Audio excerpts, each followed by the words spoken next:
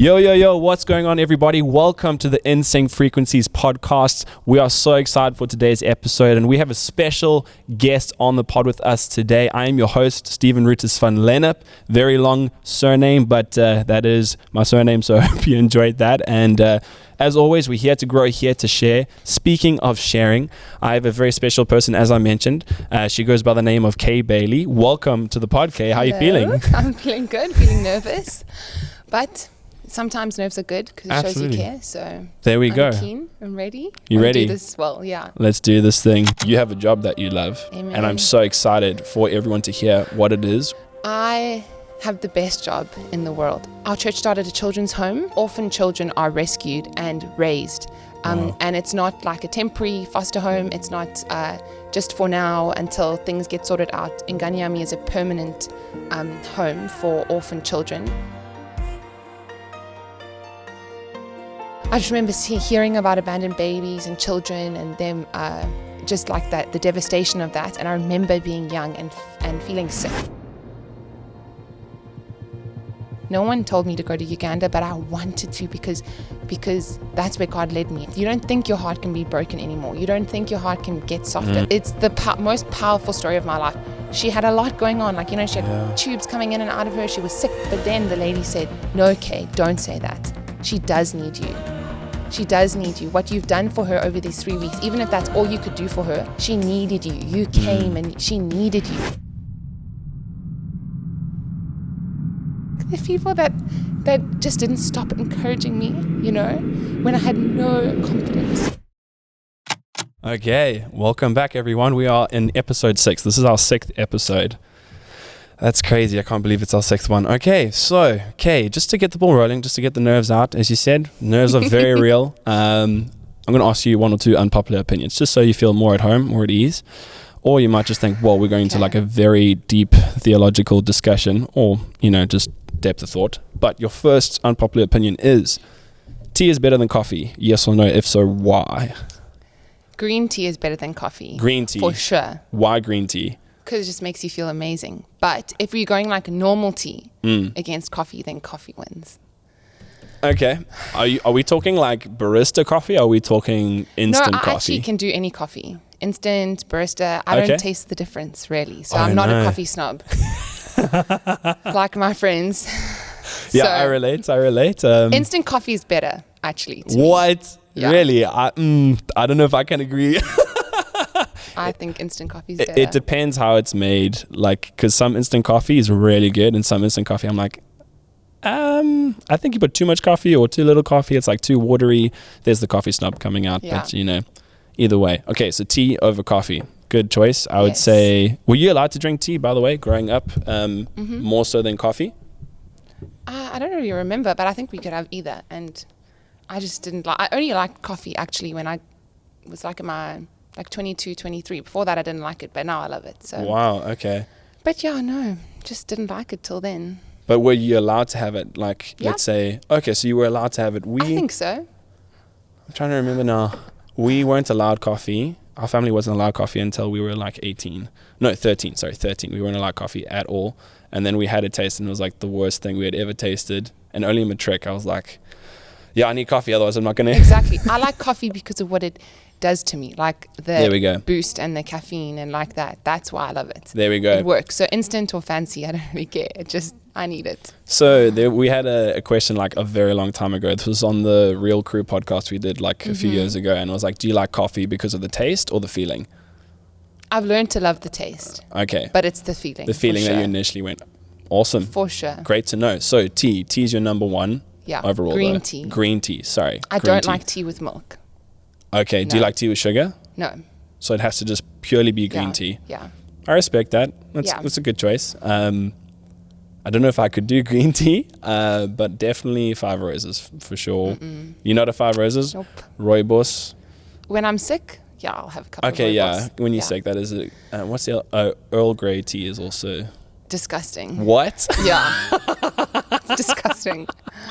Well... or chai tea is revolting. You don't like chai at all? No, I just don't like tea then. You know, that just shows that I just don't like that kind of tea. So except green, that's number one. Green. Everything else is just second. In fact, coffee might even be after green tea. Yes, it is. Yeah. Okay, well, people can let us know in the comments which one they prefer. But we're going to move on to the next unpopular opinion. Nice. So are you ready for it? This is the next one. Calling is better than texting. Yes or no? Depends what the situation is. Okay. Do you want to give context? Because if it's like a simple question, then you must text. You must send a WhatsApp. But if it's like you need the person, just call them. You know, I don't mind being called, and I don't mind calling other people. Like I don't have stage fright like everyone else does when it comes to calling. But don't call for like basic things.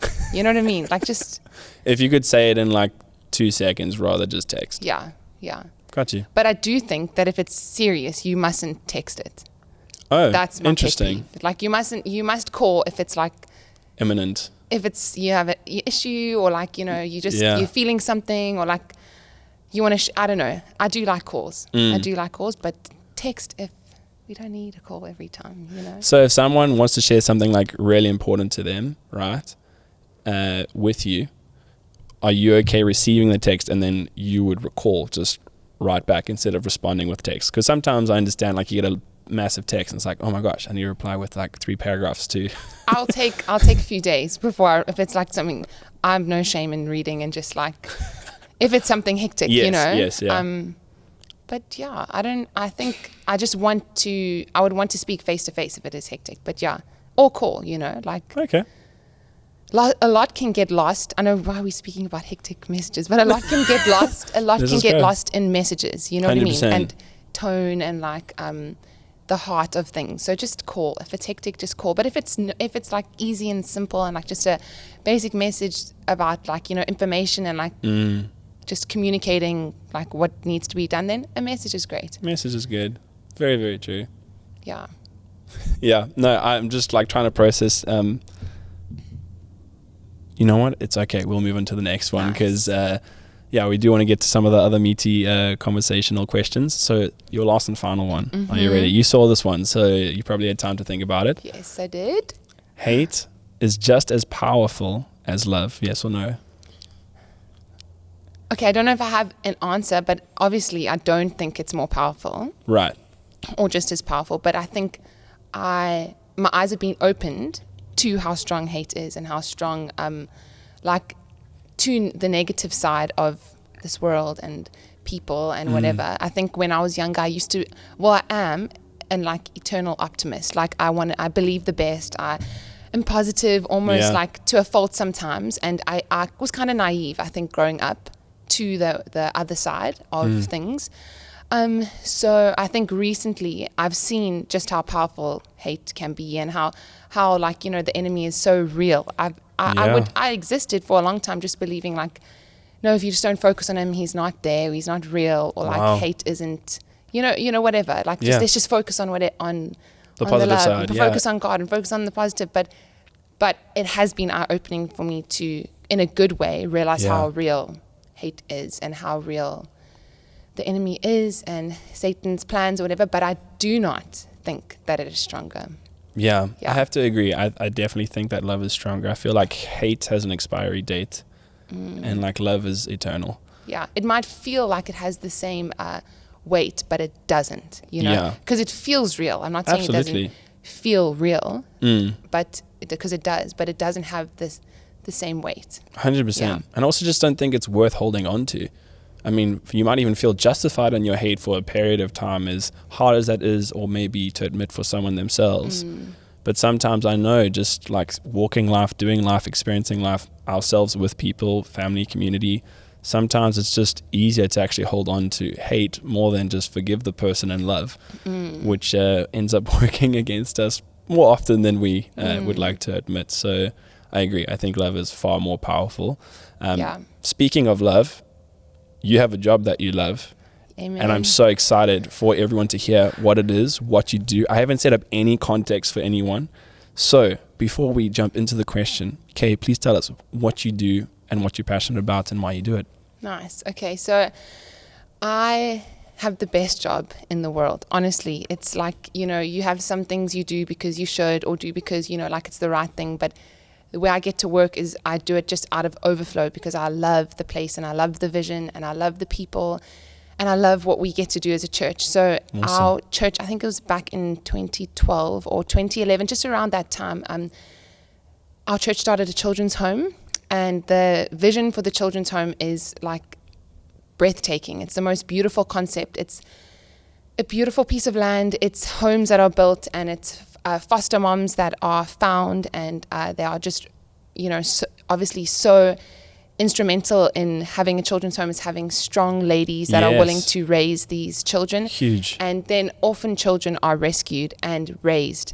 And it's not like a temporary foster home. It's not just for now until things get sorted out. Nganyami is a permanent home for orphan children. So it's amazing, and it's the most beautiful place, like even just what it looks like, but the heart of it is so beautiful. And we got 27 children. Wow. And they're the best 27 people I've ever met. And we've got 6 moms, and we've got a school on the property. There's a church on the property. If you know Pastor Becky, he runs the church, and Z. And what an incredible there's man. Just it's right in the heart of Dassenhoek. So it's like in the middle of the community, and it is just, the property is just like at the center of just life and goodness and unity. And like every Sunday there's church, so all the kids walk up the hill and have church on a Sunday. The school's up at the top, so they walk up to school every day, and I get to be their teacher, so I'm the preschool teacher. Let's go. And that's just the best, because it's like free therapy every day. It's adorable. It's so cute and special, and like their lives, they haven't had the easiest start to their lives. Right. And they were orphans because of various situations and circumstances. They were orphaned, but the best part of Nganyami is that they are no longer orphans. And that's our founding pastor, Yvonne Gregg. She is amazing, and her vision is so strong.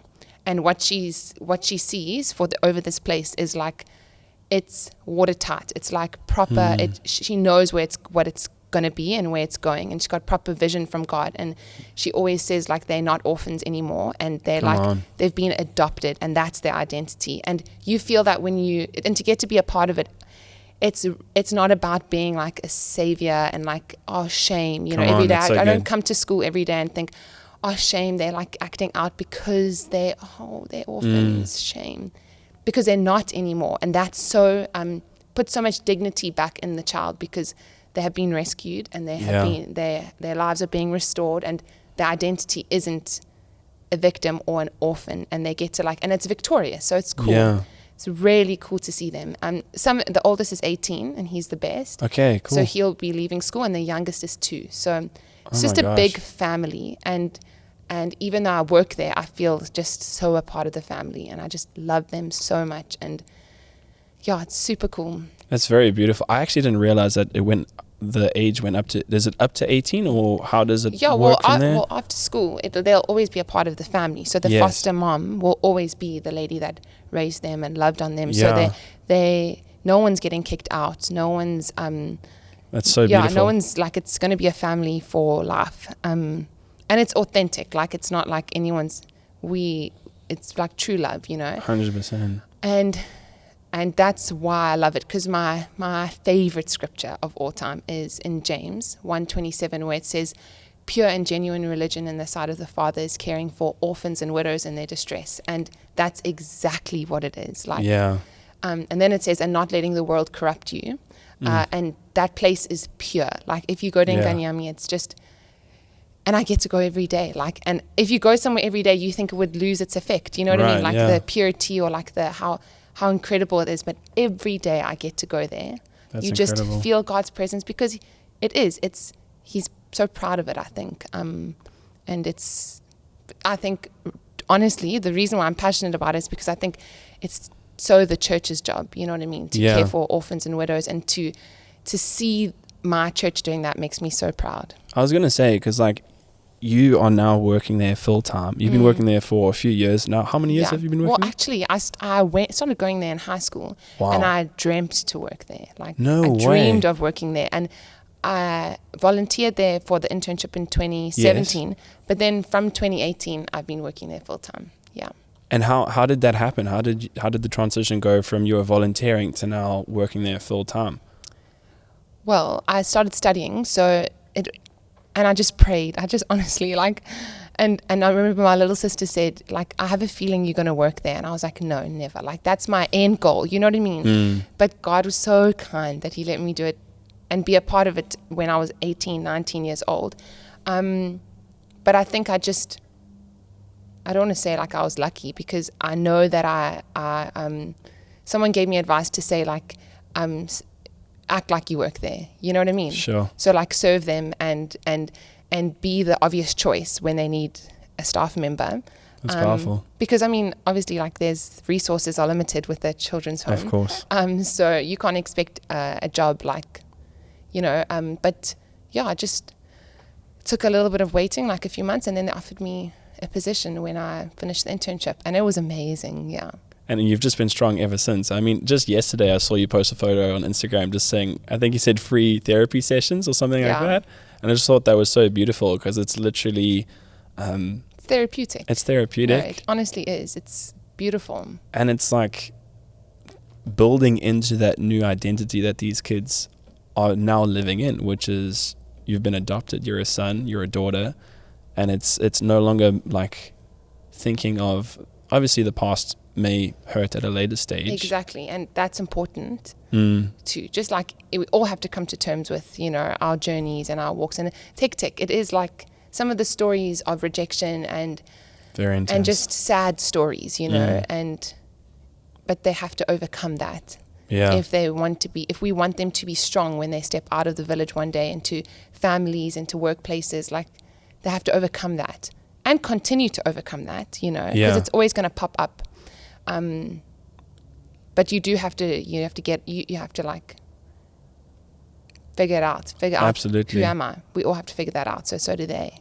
It's incredible, because I feel like even in that, God's revealing the significance of him in your life in a very similar manner, of being a daughter, being a son, realizing that it's this victorious stance, not a victim mentality, just like you've been saying and sharing.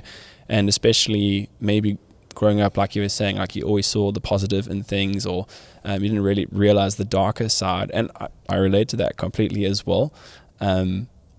I think it was only once, I actually haven't mentioned this on the podcast at all, but and I'll just share it from my end, but it was once I got mugged and robbed at like age 12. I was like, oh, this is what this is the dark side that people are talking about, and the trauma that comes with that afterwards, and how much more intense at a younger age. So I think it's just so incredible that you guys are pouring in there, and at the same time, like, I can only imagine like your identity in God, in Christ, is being reaffirmed like literally every single day when you're there. That's very special. Yeah, it is. It really is that. Yeah, so that was just kind of really awesome, because I'm thinking, as much as someone's been adopted and brought in, it's also like a reaffirmation of your identity, which I think is really, really beautiful. Yeah. So thank you for giving context for Ngani Yami. And if people want to find out like more, how could they get in contact with you guys? Well, if you want to watch a really good video that explains the village and explains Yvonne's heart for the village and the vision, there's a video on YouTube called Rewriting Stories, and it is amazing. Like, it really hits the nail on the head, and it's been going for years. It's just a story. I think you said you watched it. Yeah, I did. And the first time I watched it, I cried. And last week we played it at an info night at church. And I was like, how does this still make me cry? Like, how does this still? But it's because the vision is just like God sent, and it explains it so well in that video. So I would say go and watch that video so you can get some more context. If I haven't, said everything, or if you have questions, like, it explains the heart and the vision very well. But we have an Instagram page, we have a website. You can reach out to just about anyone from Open Skies, if you know anyone from Open Skies Church, or you can reach out to me, or whatever, just it'll be easy to get involved. And we value like volunteers so much because, like I said, resources are limited. Absolutely. But in saying that, like, we have such incredible support, and it will renew your hope in humanity when you see how many businesses and how many individuals are back this, and how many Christians back this, you know what I mean? And I think that, like I said, it just makes me proud when you see, like, you can, even that hate stronger than love thing, like love, like the amount of people, and actually Christian or not, the amount of people who come to the village and whose hearts break, and who just have served us for years, like financially, but with their time and their expertise and their, their money, everything. It's beautiful to see what we can all do together, for a broken part of society, children who are orphaned. Like we can actually raise them back to, we can restore their lives all together. It doesn't just fall on one person, Absolutely. Because Roger and Vonnie, when they started it, like it fell on them, but like they sharing the vision because it's for us, you know what I mean? For us to get involved in. It's very good. Speaking of getting involved, that's how people can get in contact with the heart and the mission and vision of Nganyami. Yeah. But I want to ask you, what led you to the point of, hey, this is what I want to do? Because for some people, they might think, this is my career choice, this is what I want to do. And that's all good and well, but I feel like nowadays a lot of people aren't actually exposed to the dire needs of community within their local context. So it's like people will, totally not against this, but it's like people, and I think it's important to a certain extent, like they'll go and travel overseas and do missions overseas, which I think is amazing. But I also think there's got to be some sort of degree in where you're pouring into your local context of those who need you as the local body, the local church. Like I said, it's not meant to be condescending at all, but I also think there's meant to be a healthy like pouring into locally. But going back to the original question, is like, for you, what led you to this point of going, was it the volunteering a part of the program, or was there something kind of stirring in your heart before that and you felt like it was unlocked in the volunteering for Nganyami? Yeah, I can remember being in grade 1. Wow. And this organization came to our school called Feed the Babies. And, like everyone remembers, they used to come, used to like collect your 2 rands for them or your 5 rands. Yes. And stuff like that was always in school. But I remember being young and like just wanting to cry in assembly. Like I just felt, everyone's heart breaks for something. And I think that's just powerful because that's how God made us. Everyone's going to have a niche where they feel called to. And I just remember hearing about abandoned babies and children and them, just like that, the devastation of that. And I remember being young and feeling sick, you know what I mean? And I think from then, but just the way God's made me is that my heart's broken for that ever since I was younger. And I think I have a family and a wonderful mom who just encouraged me in that. And she would always do like Christmas parties at our old church. And she still heads up like the outreach at our old church. And like she would, when we do these Christmas parties, we'd go and we'd play with the kids. And like, I just loved it so much. And obviously there was just from the beginning of my life a grace to it. It's like exactly where I need to be. And I feel so, not only do I give to it, but it gives so much to me. It's like the perfect spot for me. And I think then just growing up and going to high school, like it just was all I wanted to do. I wanted to volunteer, I wanted to help, I wanted to be the change that I wanted, It's good. And I just had a family that like let me, they dropped me off at baby homes, they dropped me off at children's homes, and it's just my passion. So they helped a lot with that and in encouraging that. And then I started going to Open Skies, and Open Skies Church has such a heart for justice and a heart for loving on everyone, and like they really do carry that scripture of, and all the scriptures of like, looking out for the outcasts and being the hands and feet. Like, so it was just honestly like fanned into flame more and more around because of the environments I was in and the people that I knew. And when I said crazy dreams to my youth leaders growing up, like no one ever said no. Like Colin and Annika So good. and Kirsten. I was actually going to ask you about and that. all these amazing leaders in my life were like, well, go for it. You know what I mean? And not just go for it like it's a good idea, but they believed in me. Yeah. And so I just had encouragement and so much backing that I believed that I could do anything, you know. So that was where my heart was set from young. And I don't want to be a teacher in a normal school, and I don't want to have a normal job. Like I want to do this forever. This is my thing, you know. So good. And yeah, I was just very encouraged, I think. Yeah. Sorry, do you want to carry on? No. I was going to say it's quite something when you have this dream that's been kind of cultivated since a young age, and then having the right people who believe in you. They don't just say they agree, but they actually support you in that pursuit. Like, I think I know. It's massive. I don't know what I would have done without it. Like, and that's, just the community around me and still around me, and that still believes in me, you know, for everything else that God's going to do in my life. Like, I don't know how people do life without church and that kind of like deep relationships. And that's also like why I love youth so much, is because the youth ministry that I grew up in was the best. And I just think it will be such a shame if I don't do everything I can to create a youth now for the teenagers of today, that maybe I can encourage someone to like run hard, you know, on what God has on their life. So yeah. Do you feel like that's translated like from working in Ngani to youth? Like, so just to bring context for people, you grew up in Open Skies Youth. Yes, in the youth, not in the church. Yeah. So I started going to the church, and I started going to youth when I was in high school. So I made the transition from my old church. My family was super happy with that. Yeah. And we all did, myself and my two sisters also. Now I'll go to Open Skies.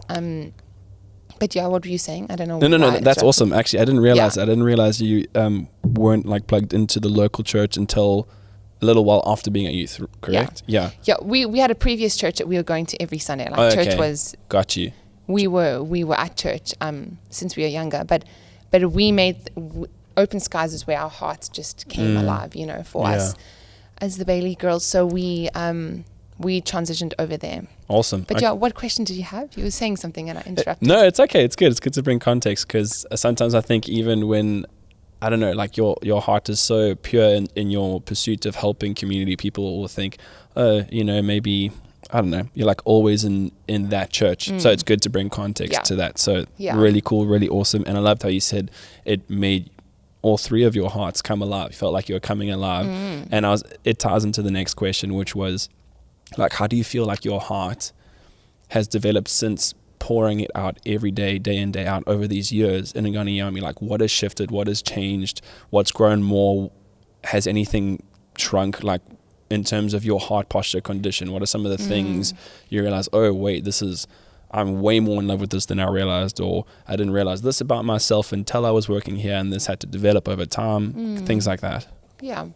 I think it's nice to stay in the same place as you growing up, because I'm 25 now, but like I was very different when I was 16 and 17 and 18, and I didn't have as much confidence as I have now. I do think I could have more confidence now, but that's, you know, I'm developing that and I'm growing in that. But I think now I'm just like I said, more sure, more confident, and yeah, I don't know.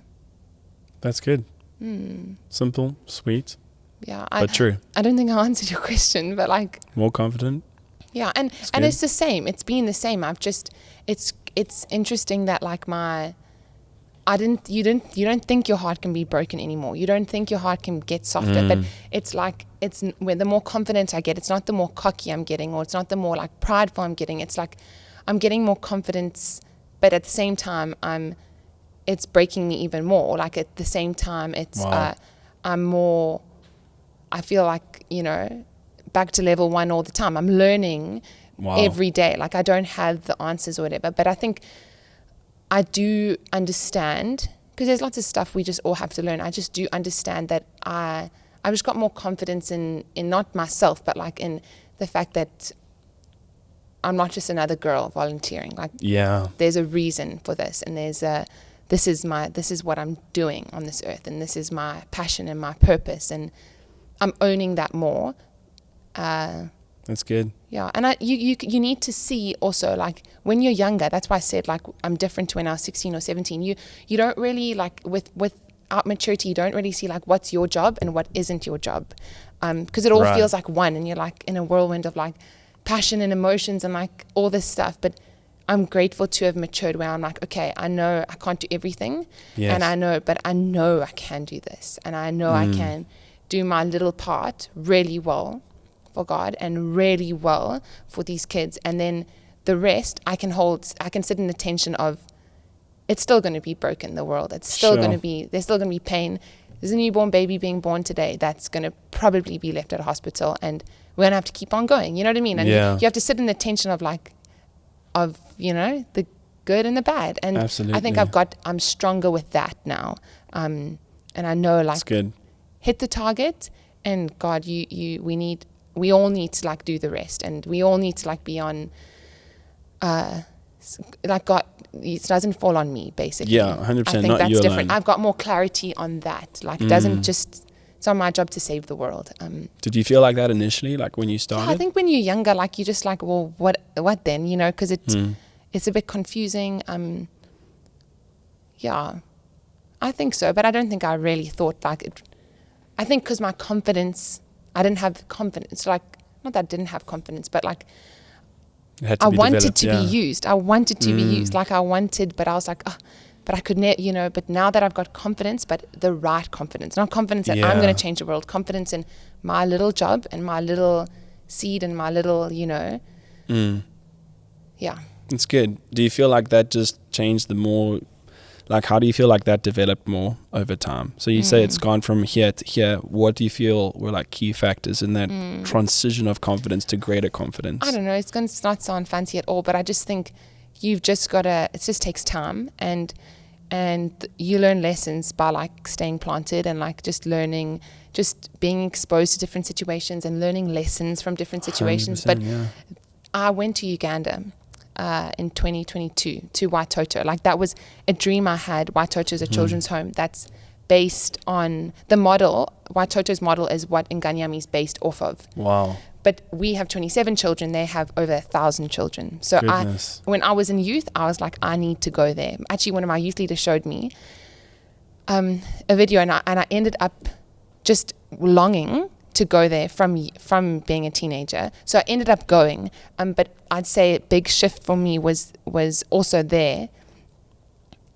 And you can learn lessons, and life can be practical. But I think, and when God speaks to you, and, like, you really have a moment with Him, then everything will start to everything will, like, stuff that you could never learn through a lesson will just cement into your heart. And that trip, it's not a lame story at all. So I don't know why I started saying it's that, a but, like, powerful story. it's the most powerful story of my life, because I thought that I was going to, I wanted to go to Uganda, and, like, I just knew I wanted to go and see Watoto. Like, that's what I needed to see with my eyes, my own eyes. And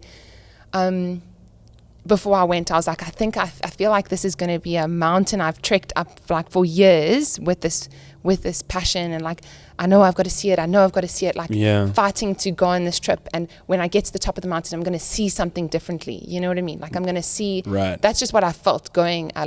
Because I wanted to see it, Of course. physically, like the beautiful property and, like, Yeah. what God was doing. But I just know I'm going to see something differently, and I held onto that, but I didn't know how true it would actually be, because I think I left that trip. I just fell in love with this little girl, and she wrecked me, like, wrecked me. But God used her story to show me and give me confidence in not me being the answer or the solution, but me being my as a woman and as a mother.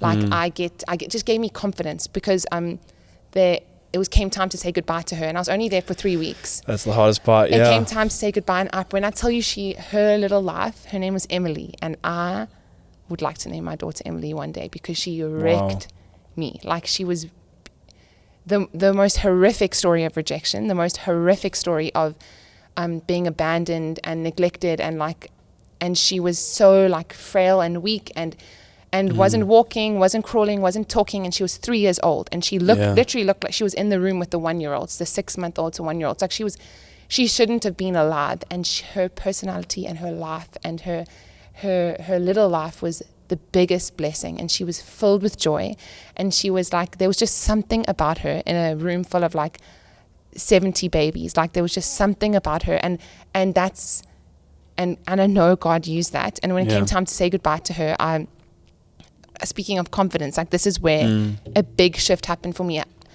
The lady who was the caregiver there that I'd grown quite close to over just the 3 weeks being there, she loved Emily also, and I was a wreck, like honestly lying on the floor sobbing when I had to say goodbye. Wow. And I said, no, it's okay, like it's okay.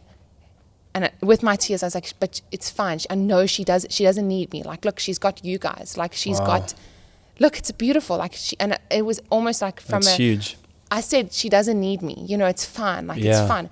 But then the lady said, and I didn't know this, but it was so powerful. She said, no, Kay, don't say that. She does need you.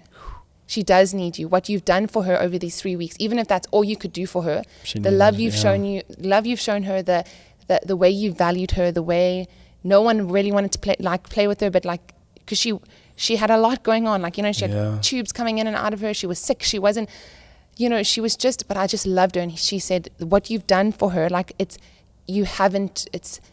she needed you. You came and she needed you, and you and I think that's where my confidence shifted to be like, well, I broke down, and honestly, God cemented something that no lessons could have ever taught me there. Yeah. Like that was an encounter with God that I'll never forget, because then it switched the confidence thing for me, where I'm like, okay, I've got confidence in like my little role in this. It still sucked to say goodbye, and it still sucked to, of course, but I can carry that back with me here now to be like, okay, well, it's not just me. What I do matters, you know what I mean? Yes, of and course. Not because I'm over focusing on like my role and like I'm like, oh, I'm gonna save the world. No, but like my little whatever I can do, it really matters, and I need to have confidence in that.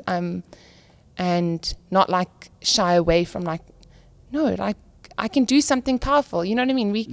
But that's for everyone too. You know? You're adding value. So that was like no lesson through hard and whatever moments of Nganyami taught me that that was God cementing something in me, and that's given me confidence that I definitely didn't have.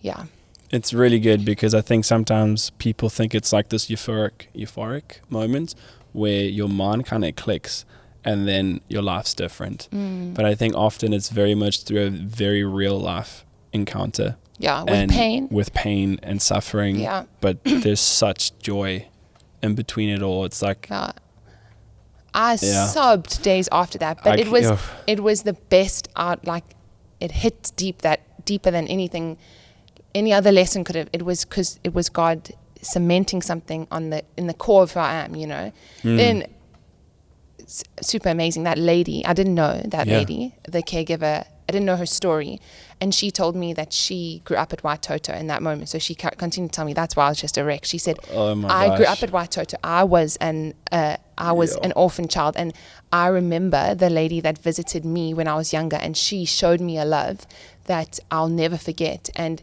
like don't underestimate what you can do for someone, the love you can show. And I just that also just wrecked me, because I was like, how did I not know this? And it's like, just was beautiful. So yeah, that's like but lessons too. 100%.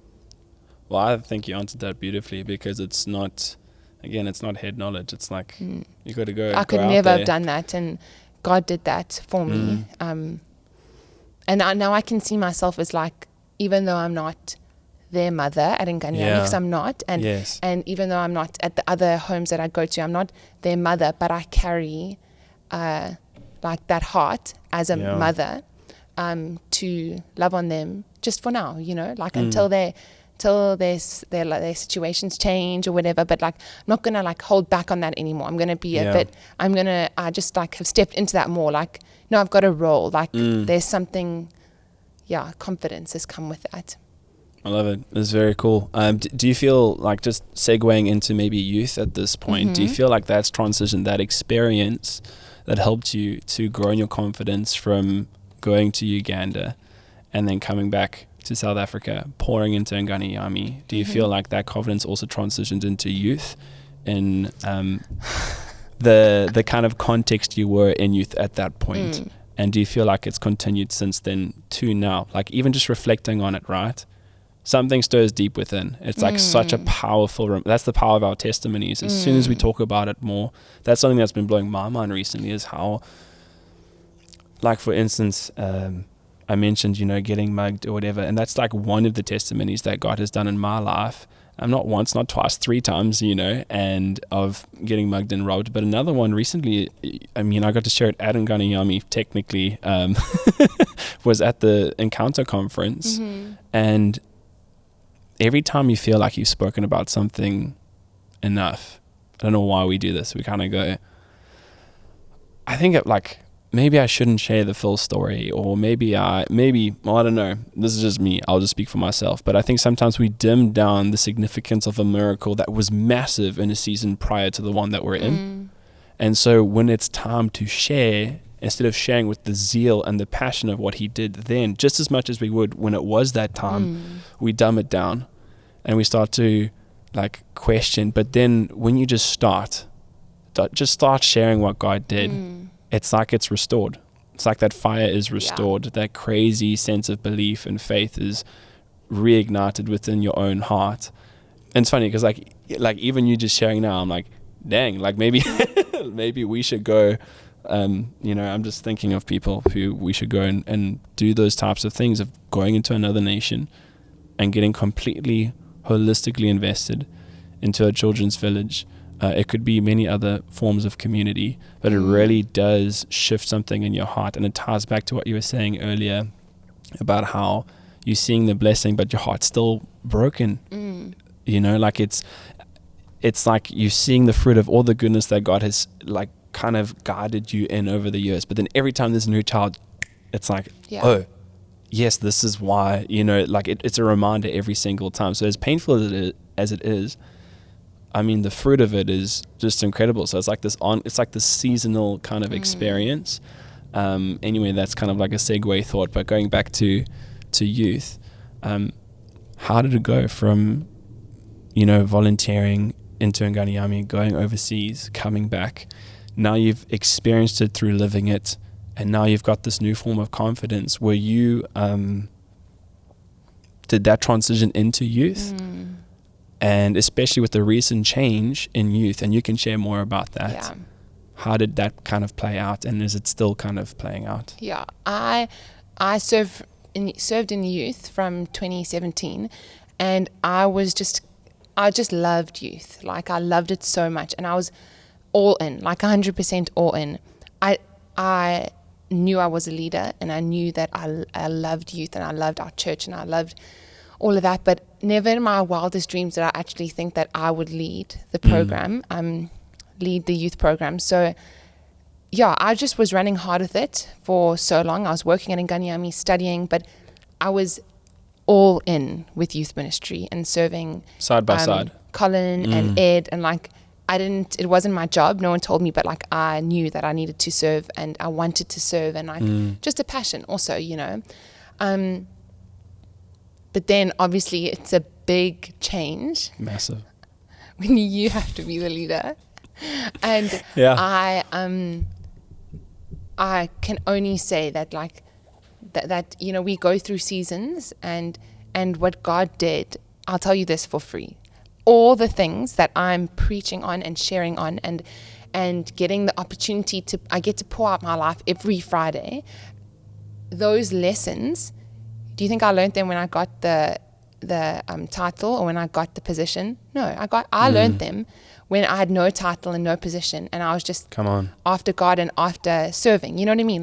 So many stories back to you saying speaking about what God has done, never to forget it. Absolutely. Last night I got to speak on, but every week I get to speak on lessons that God didn't teach me when I was in the spotlight. You know what I mean? Or with the role, or with the like whatever, like the achievement of being the youth pastor. I learned them when I wasn't it, and when I was like lessons read in the dark, actually, like in the secret, or like in the.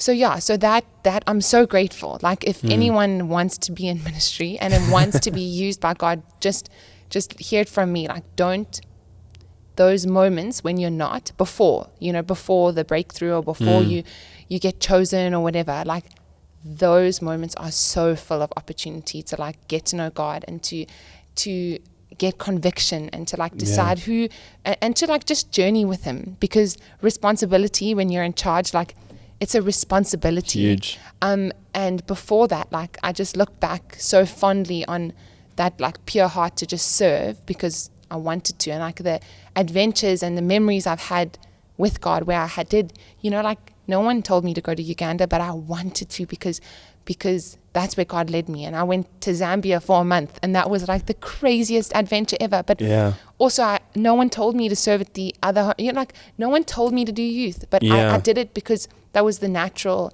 fruit of my relationship with God. But now switching over to when now I have the responsibility, I wish I could say that all my confidence came with me. But the day that I was almost just, from the day that role was given to me, I felt like knocked back down to level 0. And that's okay, because that's seasons too. Like absolutely. I feel like God wants to do a new thing, and sometimes the old, like he's got to change you, you know what I mean? The old me needed a little bit of a shift, and I needed new skills that I didn't have, and I needed new abilities, and I needed new anointing and new understanding of all this ministry world and this spiritual world, like all this. Very so real. I wish with all my heart that I could say that the confidence came with me, but it didn't. And I've had to build that from day one. And I just take my hats off to anyone in ministry, because it's like not half as glamorous as you think it is. Not even close. And it's just, it's been a journey of building up my confidence again. Same God, same me, same. I still believe everything he's done for me, and I believe everything, but like it's a new season of like, okay, now who am I and who are you now, with this whole new world, and learned a lot, It's very completely good. different to just serving. Oh my gosh, like very different. It's no longer who can I go to. It's like you are the person that, especially if you are leading a specific part of church. Obviously it doesn't start and end with you, but with certain parts of responsibility and roles in serving a local youth, it does. You've got to be many different things, but it's to me, it's just like I wake up every day and I'm like, God, you chose me. Like, there we go. Like I am giddy that you letting me do this, because it is, and I thought it was like an unrealistic dream, just like I thought my ultimate dream was to work at Nganyami, but I got to do that when I was 18, and I get to be a part of it still. And the fact that I get to do youth and I get to lead the youth, like it's such a privilege, and figuring it out with God. Thank goodness he's with me, and he goes before me, and his grace, like I've just got a new revelation of grace, and like how he takes, us and me, and when I don't know what I'm doing, and he just breathes on it, and he just helps me, and he just gives me the words, and he just sustains me and keeps me going. And like it's a much heavier thing to carry than before, but like it's new, but it's new and it's different, but like he has given me what I've needed 100%, even when it's been really hard. I love that as well, because it also just highlights the fact that it's not about merit or anything. It's like, it's literally a privilege. It's such a privilege. It's nothing in your case, nothing you did in specific. It was just relational with God, and he was like, okay, cool. Yes, you were serving and on team and just doing it out of passion, but again, that's an overflow, not like an earning. Very and different. I do. Like I would have been happy if I never had this, because and really I'm grateful that I had this heart, but that I just wanted to help and I wanted to be there. And and it was natural overflow, like you said. Like, Yeah. this is a privilege now that I get Yeah. to be the decider, and I get to be in charge, and I get to lead, and I get to make the decisions. Wow, you know, Yeah. how blessed am I? Like, What to an live honor. out the season, and so yeah. And it's, I love what you were saying. Like, you would do that anyway, because I remember, even in my own life, I remember just, there was a point where I was like, God, I would really like to serve on team here, like full time or whatever, in ministry. And I remember I can't remember the context. There's multiple stories that come to mind, but I remember this was a very long time ago when Carl and I were in Bible college together, and I was like, oh man, like it was end of the year, and they usually picked like 3 students to preach at the end of year service. And Carl got asked to preach, and I was like super pumped because he's one of my best mates. And then I remember internally like desiring to preach as well. I was like, I really want to share God. Like, that would be amazing. And long story short, didn't get picked. And not in like a, earning, just they would pray and they would go, okay, who, God, would you like to share? And so Carl ended up being the only person picked to share for the Sunday. And I remember walking away, and it's like I had to like really do some internal reflection and go, oh, hold on, like what was my motivation like for wanting to share? Was it genuinely because I had such a heart for God and His Word and revelation that He shared and lessons and testimonies, or was it just to be seen by people in a church context? I had to really reflect, and I remember just going, I'm sorry, God. Like, I'm so sorry. It was selfish ambition from my motivation, but the act of it was, I wanted it to be pure, but I didn't realize my motivation was wrong. And I just remember apologizing and like coming to terms with it. And no one came and spoke to me. This is all like walking in the corridor and, whatever, walking out of college. And obviously, like I said, Carl's one of my best mates. I'm like over the moon. But you have to be so aware of like what the enemy will try to do. He'll try to be like, okay, well, why aren't you picked? All these different things. It just throws those in. Like, and Carl and I, like we talk about this all the time. It's so important to just keep communicating between each other. Even as friends, sometimes like familiarity just steals intimacy. Like, it's crazy how that happens. Like, it doesn't matter if, I need to hear it again, and I will remind you of what you need to hear. And we just continuously talk. And I remember the Holy Spirit just saying to me, like, prepare anyway. And I didn't get it. And I said, okay, God, I'll prepare a message. And even if no one hears it, like, I'm ready. Like, I'm ready to share it at a moment's notice. And I prepped for like a week. Just prepping, going through things, trying to find it. Like, and when you're learning how to put a message together, it's like, a lot comes into play. You go, oh wow, I really don't know much. There's just such a vast amount of things that you could say. And so then eventually like narrow it down, and I go, okay, cool, God, like I've done it. Awesome. That was great. Thank you so much for the lesson. Like, I need to make sure that my heart is being stirred before the opportunity arises. And I need to be ready before the opportunity arises. And then literally later that, the next week, Tash just walks down and goes, oh yeah, I want you to preach on Sunday. I was like, what? I was like, wait. And I said, well, what changed? She said, no, we prayed and we want you to preach. And in that moment, I just realized so clearly, like, the motivation of why we speak. It's so important. And are we willing to be a secret servant? Are we willing to be in obscurity? Think of the story of David. He was a shepherd, got anointed as king, went straight back to the sheep. Like, that's a lot to process. Like, the worldly side would be like, well, I should be going to the palace now and and he's like, back to the sheep. And he doesn't go into being the king until after the death of Saul, and then he steps into his anointing as king. Like, that's crazy. So like, even that ties into both situations. Like, you were willing to serve in obscurity, you're willing to serve in darkness when no one saw those things, but God saw them. Yeah. My situation with college, no one knew that. The only people who know that is Carl and Nick. No one else knows that I was prepping, you know, maybe until now, but I just felt like it was applicable to share. But David, like for us, it was a short amount of time. David, that's years. Oh no, yeah, it's crazy. And I think like motives, Huge. just love it when God deals with your motives because it's raw and real. Yeah. But that's how you get something to be pure.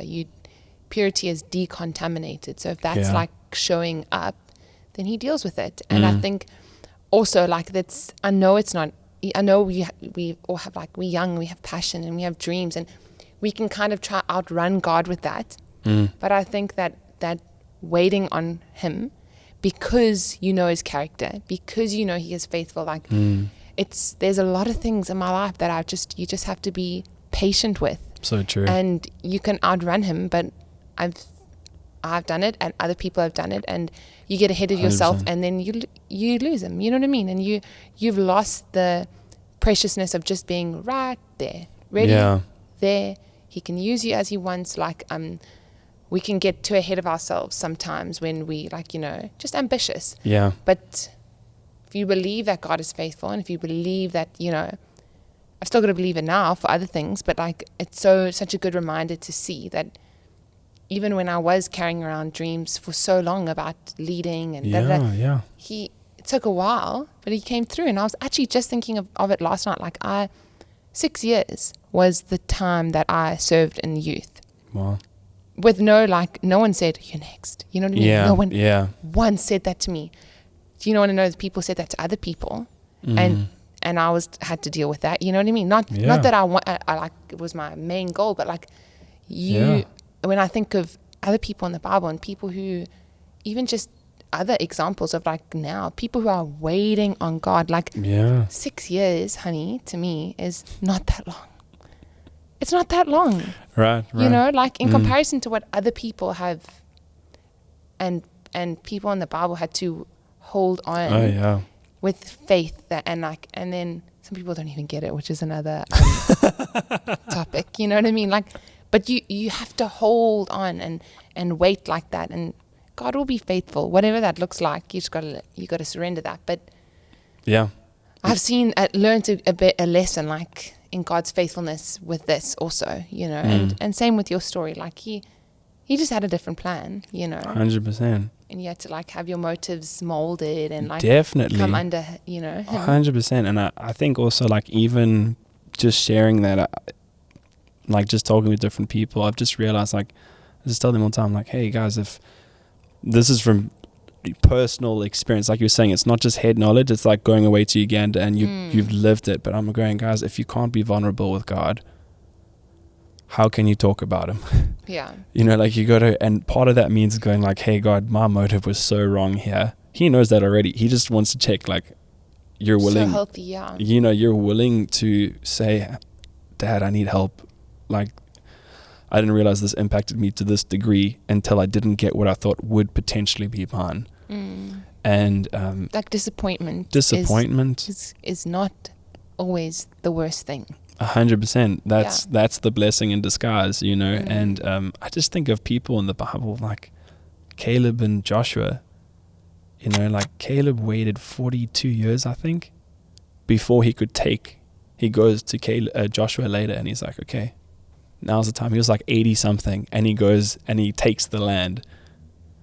Joseph, like 13 years. Paul, 14 years before he could walk in what was always his calling, but he had to like submit to the process of what God was trying to do, to refine, to like you said earlier, to become more pure. But again, that's also a whole other topic of purity and stuff like that. But anyway, we've kind of segued quite a bit, but I think it was good. I think it was powerful, and it's a privilege. Yeah, it is, for sure. It's an honor. Now that's what I do on a Friday. Wondering what I'm doing. If you feel like praying for someone. 100%. And if you are 13 to 18 and you're in Kloof, Hillcrest, Waterfall, wherever, check out Open Skies Youth. They're incredible. Been there personally. It's really amazing. You guys do a phenomenal job. So well done for stepping into that new role. Thanks. It's so awesome. Cool. Yeah, it's like every day I'm like, oh my gosh, this is real. Yeah. It's awesome. So I do think I've got one or two more questions. I know we've gone for a bit. Let's just double check. Oh, we're not doing bad. We're like an hour in. Wow, that's gone fast. It's gone pretty fast. It's amazing what happens in those moments. I do like to chat though, so I don't mind. Oh, yeah, same. Yeah, you said it earlier. you guys talk a lot. Thanks. But it's more like, is the conversation fruitful, you know? So as a youth pastor, now that you're leading youth, you were serving, to whatever extent you feel comfortable to share, what are some of the main lessons you feel like God's had to deal with you internally in the process of learning, like, hey, you're the one who's shepherding this kind of family? I'm a words of encouragement person. Okay, so I love to encourage people. I love words of affirmation, but also I really love to receive words of affirmation. And sometimes that's good, and sometimes that's like, you know, you gotta like, sometimes you don't need to be told that by everyone else that you are amazing. Like, you should know that, whatever. But when I got this job, like, normally I'd believe, you know, I just would believe encouragement from people and be like, oh, thank you. Like, thank you. You know, like, just it would, you know, lift me up. It would encourage me. It would give me life. But when I, like I said, the day I got this job, like, it was a new confidence zone for me. And you know, word gets out and people start talking and like, and you think I'm going to say something negative, but not at all. Like, there was so many people who came to me and were amazing and encouraging and telling me like from the old people in our church to the, you know, my peers, to young people who were part of our youth, saying like, we're so glad it's you, like, it's all these stuff. And you would think, okay, that's going to make me feel super confident. But like I said, I was knocked to level 0 in terms of just rebuilding a new confidence in myself and in my calling and in this new zone of, like, you know, ministry.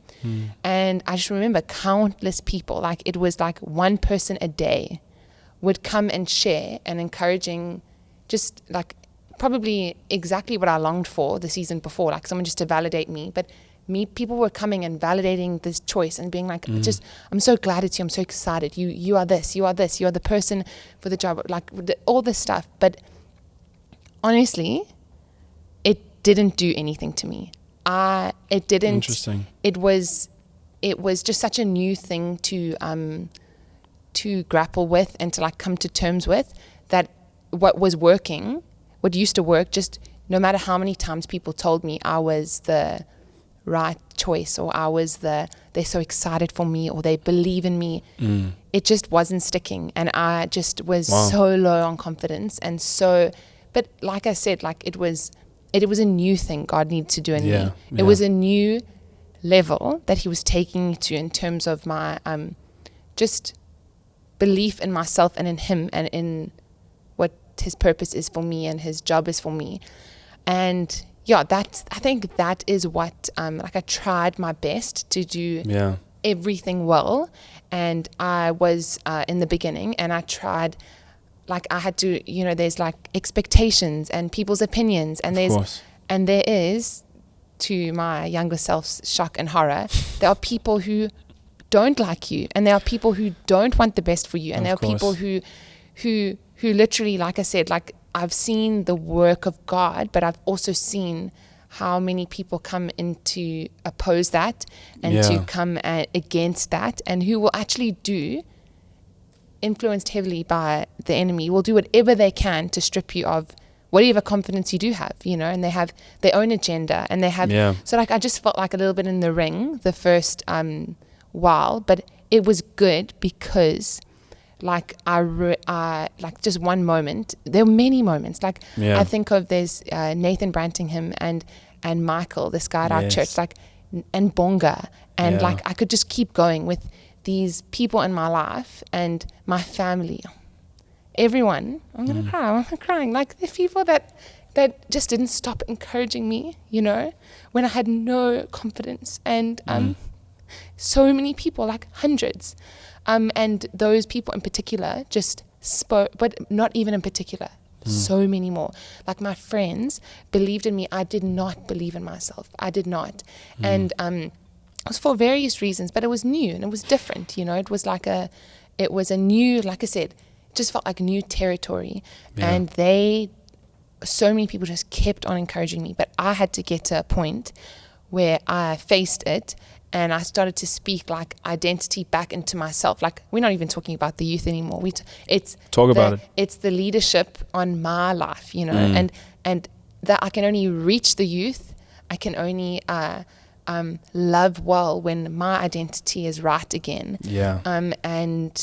And those people, like, and community, people holding up your hands in the battle and holding up your arms, and like being, I can name so many people, Maddie and Rory, like just Tristan and Sia, like all these friends, my sisters, my parents, my bosses, like all these people held me up so that I could like get deep again and remind myself of my identity and start to do that like a baby Christian again, and start to just speak over myself that I am his daughter, I am his friend, and I'm his choice. Like, I'm chosen. I had to like go back to basics, and I lost like it just, that confident girl, like just, it was so new and different. Like this girl that did like go and do all these things. Like I didn't have her for a moment, and I'm just so grateful. Like that it's been a year and a half. But like it's feeling like you've got to redo that work sometimes in new territories and new seasons. Like just reminding yourself, like, okay, no, this is who I am, and this is just more, belief in that, and your own leadership, believing in your own leadership. Like it's huge. And, so important. And I sound weak, but I don't care, because I was doing whatever I could, even when I was at my weakest. I best believe I was doing everything I could. I was doing everything for the program. I was doing everything for anything to do, like we were talking about the other day, to strive. I was doing it. But it didn't work. It didn't work. Yeah. It didn't. It was just a new deep level of confirmation that I needed in this new space and in this new role. And I've never thought, I was quite I had friends, and I've had my best friend Isabella for so long, and I've had my family who have been rocks. Like I've had them, but I've never been someone who's been so reliant, and not in an unhealthy way, but in such a godly community way this past year, of people coming around me and believing and loving on me and praying for me, and just the kindness that I've seen. I know the kindness of God, but now I've seen God's kindness in a new way, just by how the people around me have cheered me on. Yeah. And now, in a healthy way, I can hear the encouragement, and I have a different view on it, because it's like, thank you, but also thank you, God, because I could never have done that without you, but I can receive it now. And because that's what I love. Like, I just love encouragement, and I love environments being light and people being just motivated. And like, I love to feel like that. When I wasn't feeling like that, it was the best. It was the worst. But it was like any memory of the beginning. Like, there were so many people that I haven't named. There were so many people who just believed in me. But any memory of like those beginning times were, if I'm going to be honest, a little bit dark. Like, but I kept going. And one of the things I said to you is that, like, in the beginning, locking up the building on a Friday night at like 10:30 was the worst part of my week, because a lot of that just hit me then. But I think what kept me going is like revelations in seasons before of like how worthy Jesus is, and how much he deserves my life and my sacrifice, and how it is a privilege to serve him, and also just that idea of like not giving up and not giving in. Like, I would just remind myself, locking up, and remind myself, even if it feels so like you don't see any fruit or any reward or any whatever, you just say, well, if I did it because you deserve it, God, then that's why I did it. So take it as you want to, but I'm not doing this for other people. If actually the more average, I feel, at the Hoppers 10 lockup, this dark, huge, humongous building. What did we do tonight? You know what I mean? What difference did I make? Some nights it's chaos, and some nights it's amazing, and some nights it's strategies that you feel like attacks left, right, and center. But then some nights whatever it is, God, doesn't really matter. It does but it doesn't. I know, like, just if I sow my seed, and I'll just say on the whole way home, I'm not giving up. I'm going to do it again next week, and you deserve it, Jesus. Like, you do just deserve, even if it's hard. Like, who am I to think this is going to be like some glamorous, Ignite conference every weekend thing? Because then you got the wrong picture. You got the wrong. I'm a servant, and I'm very happy with being that. Don't need to be in the front. I get to be in the front. What an opportunity! But I just want to be a servant. I want to. So it was a journey, and I feel like I can confidently say that I'm coming out of it for sure. Like, just feeling like that, Zambia, Uganda, Nganyami obsessed girl again, and like youth, like, just I had so much energy, and like I'm back, I'm feeling that again. But it's because I did have to do deep work. But like I said, I'm so grateful for the people in my life, and for the leaders in my life, and the pastors, and like people who just loved on me, and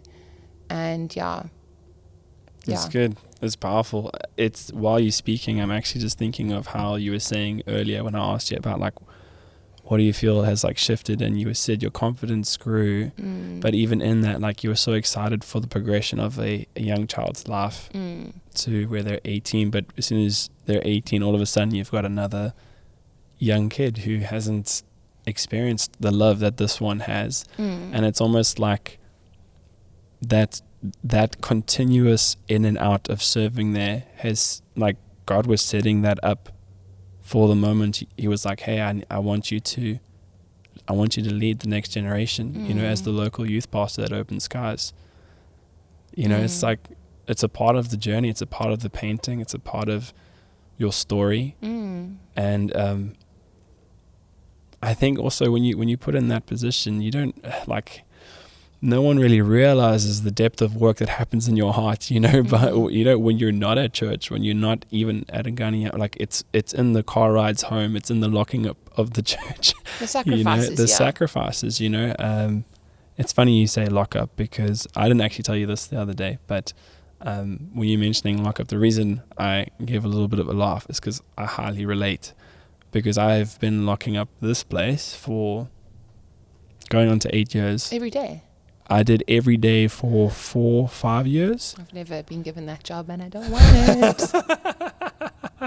That's like watching paint dry for K. But like, for me, obviously it's very mundane, very, like, simple. And I just thought I need to change the connotation of this experience. Like, this is my thought process. I was like, I need to change the connotation of this experience. And initially I was like, thank God, like, I'm in college, I've been asked to be in charge of security, like, what an honor. 2 years in, I'm like, okay, like, this is, like, really getting difficult now, because I want to be doing certain things, but I have to say no, because I'm in charge of making sure the church is locked up, and if it's left open, then, like, what do? I have to say no to friends, to socializing, to family, because I have to wait for an event that goes like 2 hours longer than I thought it would go, whatever it is.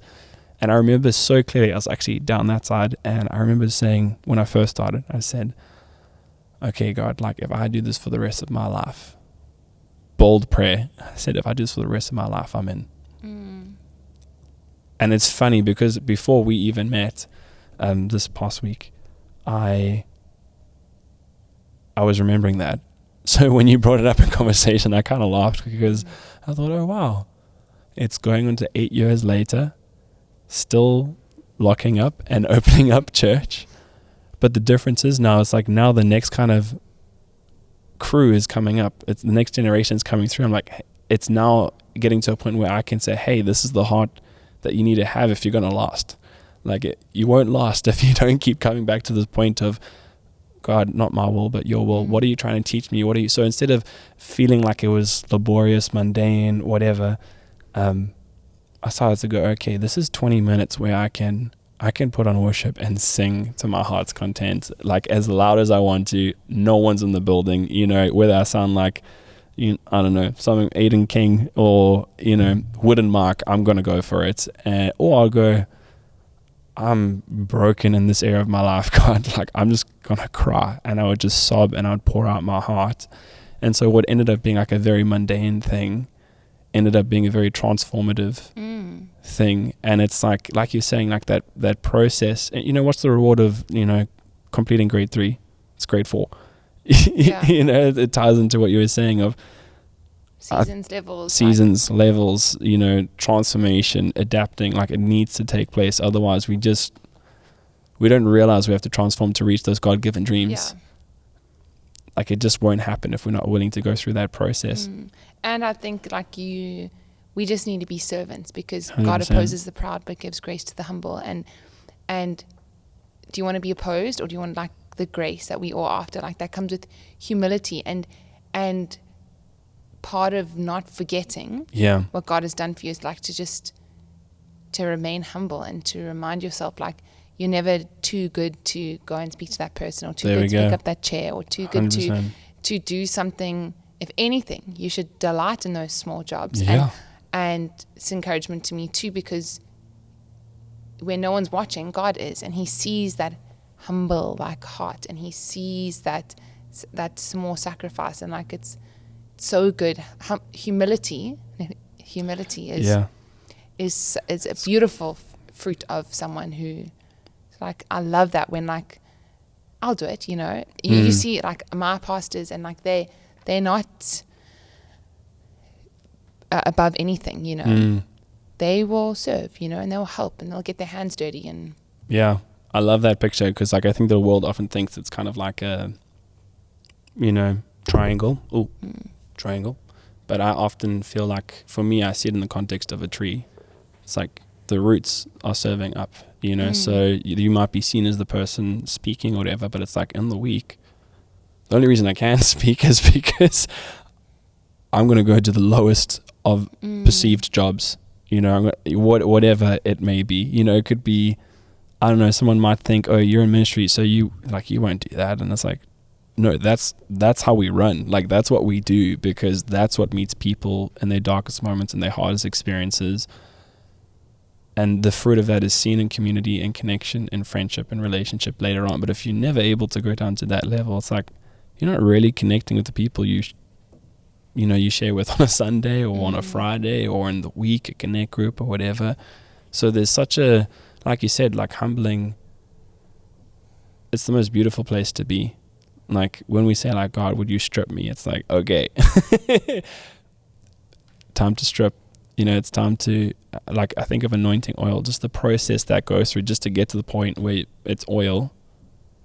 Very intense, very rigorous. And I was just thinking, even when you were sharing as well, words of affirmation,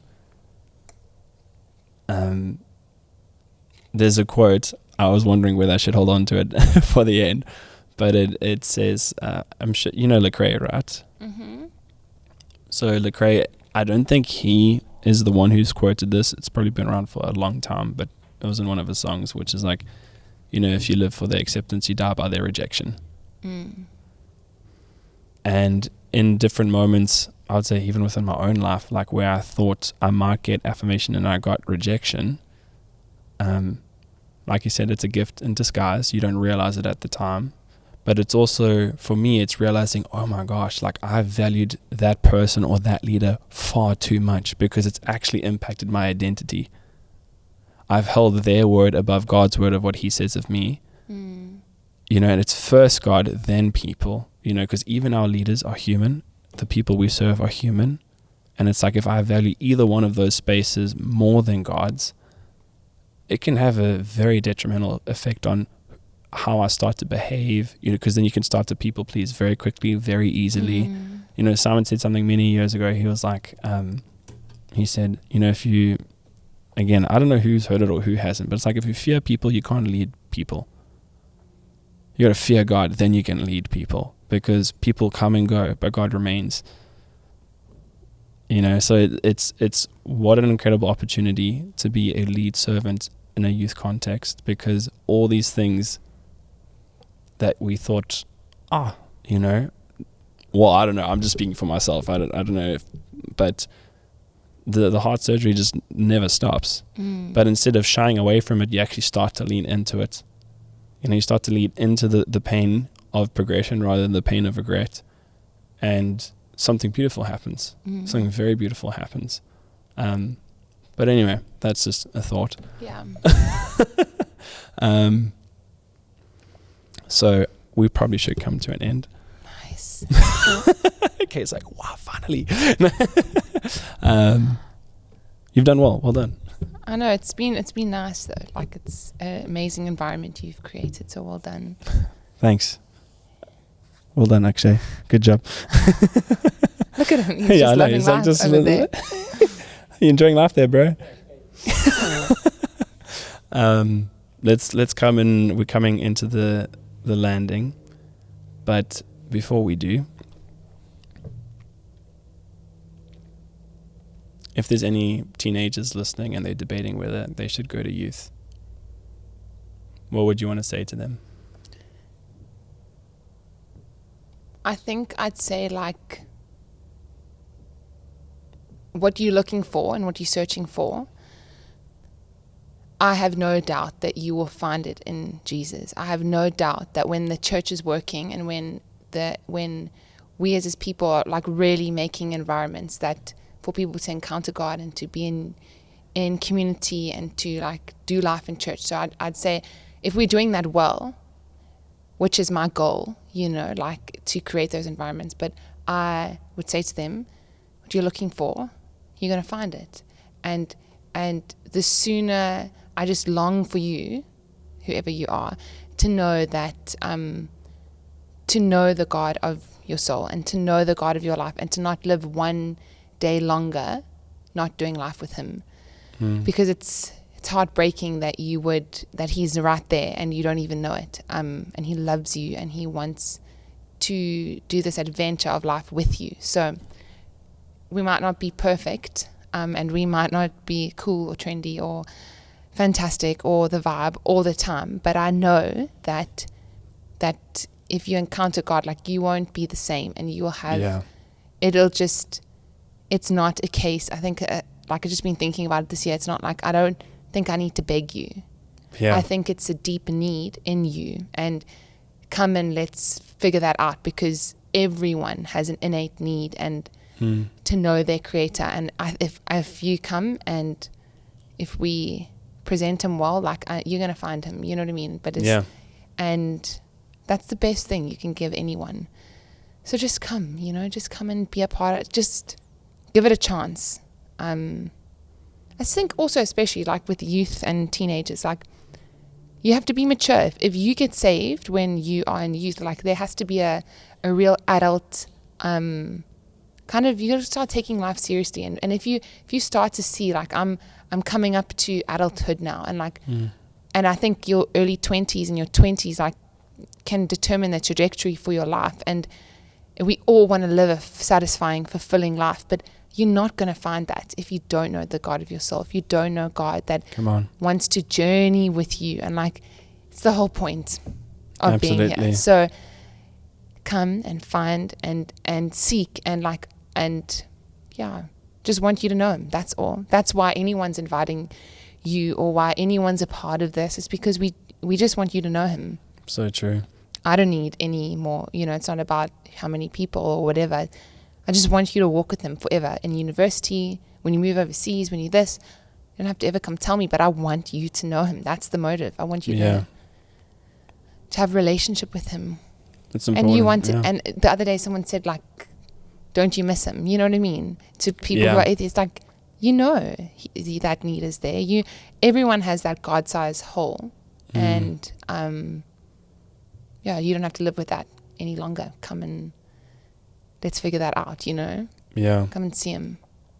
And I'd also actually like to encourage, if they're still on the fence as well, is like, come to look for God, and then he'll bring community.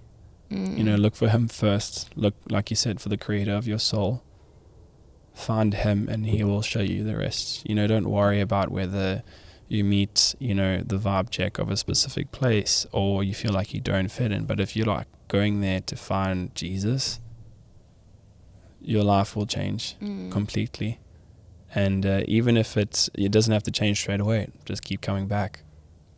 Keep coming. It's relationship. It's not a transaction. It's relationship. Yeah. It's not conditional. It's unconditional. And so hopefully that encourages any young teenagers who are listening and watching. So yeah.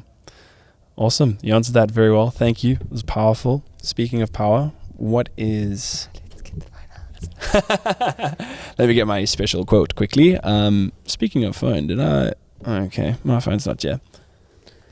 Great.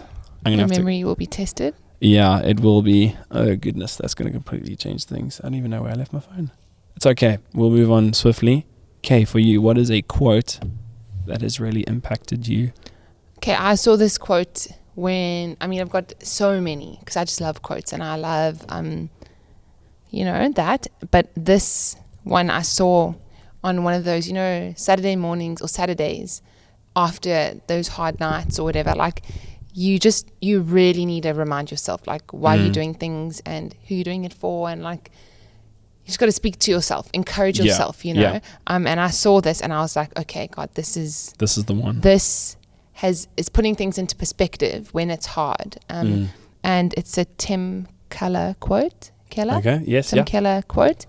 And it says, everyone will be forgotten. Nothing we do will make any difference. And all our good endeavors, even the best, will come to naught. Unless there is a God. If the God of the Bible exists, and there is a true reality beneath and behind this one, and this life is not the only life, then every good endeavor, even the simplest ones, pursued in response to God's calling, can matter forever. And that gave me like proper perspective shift because it doesn't matter, or it's not that big of a deal, or whatever. But unless there is a God, then even the smallest little steps of obedience can matter for someone forever, and for God and in His kingdom forever, So love that. It also just attaches like purpose as well. So true. I'm not going to start to let the ball of yarn with other thoughts come in, but that's very good, very powerful. I just realized I was actually getting a scripture, not a quote from my end. Just trying to think now. I think mine's quite simple. It's not the one that I did have, but it's one that comes to mind, and it's been like, okay, it's two. Sorry, I have to be that guy, but it's two, but they are short. The first one is like, stay ready so you don't have to get ready. And I just think of many different biblical examples. Joshua and Caleb, they stayed ready. They could grab onto the promise later on in their life because they stayed ready. Other than obviously God being on their side, massive. But David, like, trained, physical, he wouldn't be able to take out Goliath if he hadn't taken out bears and lions beforehand. And I think a lot of the time we're thinking that in like a practical sense, but I'm talking more so in a spiritual sense. Like, am I staying ready in relationship with God? Am I ready for the next download? Am I seeking for more revelation, or am I content with what has been but not courageous enough to what is to be? And then the second one for me would be stay ready, get ready. And in the context of just today's podcast is everything is easy until it becomes endurance. That for me is like really impact, leading a youth is easy until it becomes the second week. Leading church is easy until you have to do it for a couple of years. Doing anything, writing, working out, relationships, it's easy until it becomes endurance. Ties into James again, let the testing of your faith produce perseverance or endurance. And those are two things that stood out for me. But speaking of James, do you have a scripture that you would like to share with everyone that has helped you in this season or past seasons? Yeah. I think just with the privilege I get every Friday and the journey I've just been on, reminding myself that I am chosen, and looking in the eyes of all the young people, and giving them that message is so powerful, that there's a purpose and a plan, not just for them but for me, but not just for me but for them. And that, I think it's 1 Peter, let me just get the reference so that it's accurate. Yeah, 1 Peter 2 verse 9. But you are a chosen people, a royal priesthood, a holy nation, God's special possession. And then this is just like the amazing privilege that you get to declare the praises of him who called you out of darkness into his wonderful light. And I just think I just want to speak about that more, I get to declare his praises of the one, like just reminding myself of the story he's taken me through. And now I get to literally share that all the time, and I get to be an example, or I'm chosen, there's a reason, there's a expectation on my life to show what he's done. And it's not supposed to scare anyone that they are God's special, chosen, that I was shying from that, away from that, but now I need to believe it, like we are God's special people, like let's do it, Absolutely. And I just want that, the way that scripture feels, like you are a chosen people. I want everyone to feel that, because God is about like activating that in people, it's not just, oh, you know him, or you know what Jesus has done, but like go now, Absolutely. And yeah, I think it's really good. Speak about your story from darkness to light, like declare his praises, go, like that's mine. And that's powerful, because it doesn't have to be anyone else's story or how it measures up to anyone else. It's just you and him, and you're chosen. Yeah. And then obviously I just will always love my favorite scripture.